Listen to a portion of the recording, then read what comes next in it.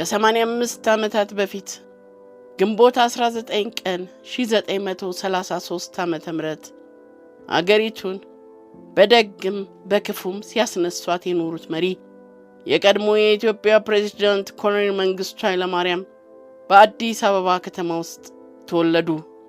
በአንዳንዶች ዘንድ ጨካኝ፣ ገዳይ፣ አረመኔ፣ በሌሎች ዘንድ ደግሞ ቆራጥ፣ ጀግናና አገር ወዳድ ተደርገው የሚሳሉት የቀድሞ መሪ ጓድ ኮሎኔል መንግስቱ ኃይለማርያም ወደዚች ምድር ከመጡ 85 ዓመታትን ከሀገር ከወጡና ዚምባብዌ ሐራሬ ከከተሙ ደግሞ 35 ዓመታት ተቆጥረዋል።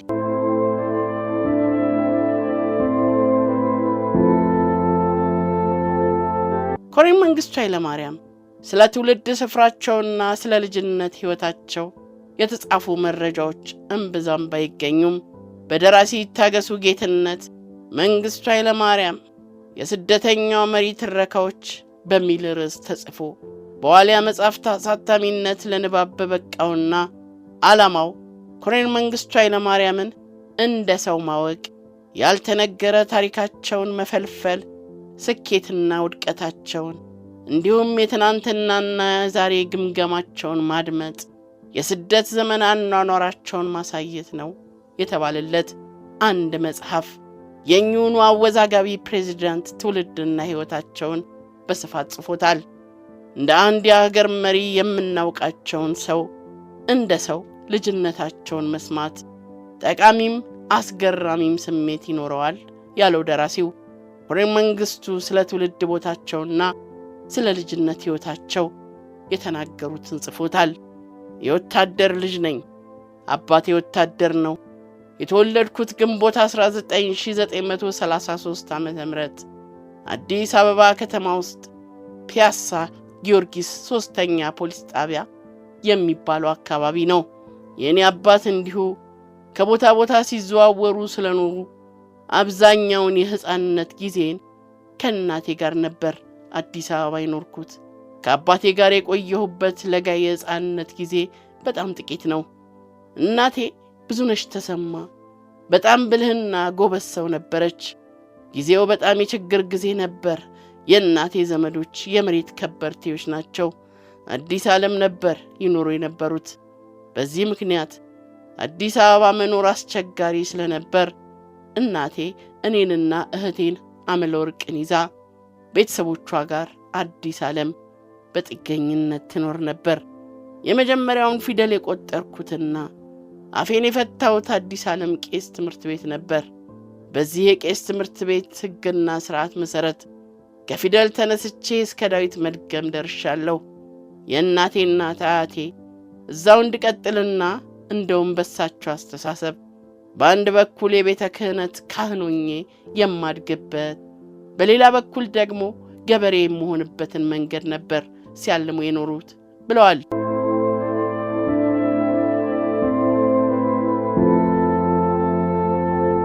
ኮሎኔል መንግስቱ በልጅነታቸው ኑሮን ለማሸነፍ ሲታገሉ ኖረዋል። ዘፋኝና ዳንሰኛ ለመሆን ብሔራዊ ቲያትር ሄደው ተወዳድረውም ነበር። መስፈርቱን አታሟላም ተብለው ተባረሩ እንጂ። ይህንን አቅ ደራሲ ይታገሱ ጌትነት በመጽሐፉ ላይ አስፍሮታል።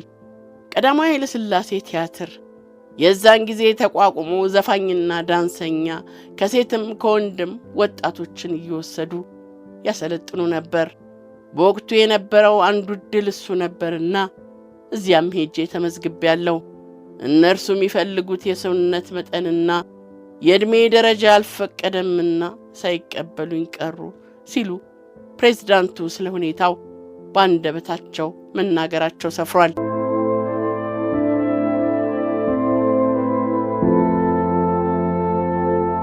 የፕሬዝዳንት መንግስቱ የልደት በዓል በየዓመቱ በመላው ዓለም በሚገኙ ደጋፊዎቻቸውና በሚኖሩበት ዚምባብዌ ሲከበር ቆይቷል።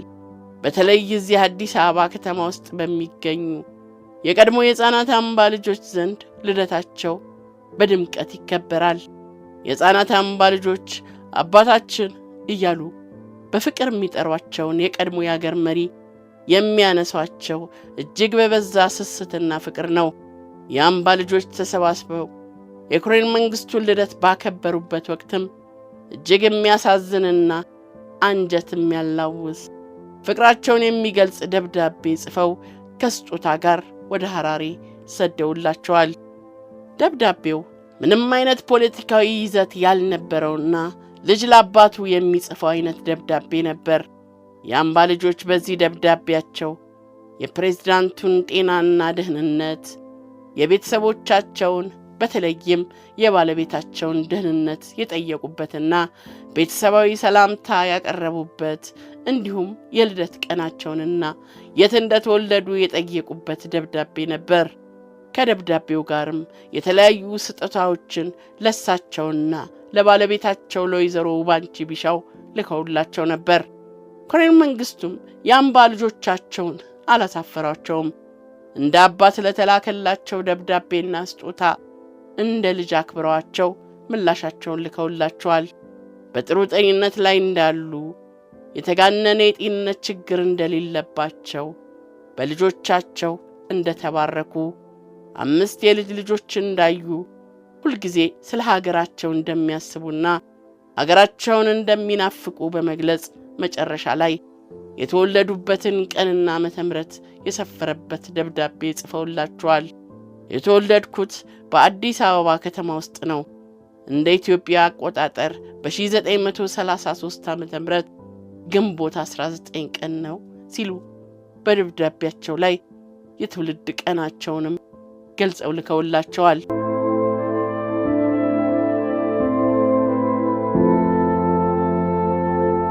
ባለፈው ዓመት የተከበረው የቀድሞ የኢትዮጵያ ፕሬዝዳንት ጓድ መንግስቱ ኃይለማርያም 84ኛ የልደት በዓልን ተከትሎ ፕሬዝዳንቱ በስልጣን ዘመናቸው የመሰረተ ትምህርት ዘመቻን ተግባራዊ ለማድረግ ላበረከቱት አስተዋጽኦ ኢትዮጵያን ፓርትነርሺፕ አድቮኬሲ የተባለ ድርጅት ሸልሟቸዋል። ይህንኑ ድርጅቱ ያበረከተላቸውን የእውቅና ሽልማትም ታሪካቸውን በመጻፍ የምትታወቀው ጋዜጠኛ ገነት አየለ በጓድ መንግስቱ ኃይለማርያም ቤት ተገኝታ አስረክባቸዋለች። ኮሎኔል መንግስቱ ኃይለማርያም ሽልማቱ ሲበረከትላቸው ባደረጉት ንግግር መሃይምነትን ከሀገራችን ለማጥፋት የተደረገው ጥረት የተጀመረው እሳቸው ወደ ስልጣን ከመምጣታቸው በፊት መሆኑን አስታውሰው በንጉሱ ዘመን የፊደል ሰራዊት በሚል ለጎልማሶች ትምህርት ይሰጥ እንደነበር ተናግረዋል። የመሰረተ ትምህርት ዘመቻ በወቅቱ የነበሩ አብዮታውያን ጓዶች፣ ተማሪዎች፣ አስተማሪዎች፣ በጎ ፈቃደኞችና መላው ህብረተሰብ በንቃት የተሳተፈበት ስለሆነ ሽልማቱ የኔ ብቻ ሳይሆን የነሱም ነውና ክብርና ምስጋናውን እነሱም ይውሰዱ ብለዋል።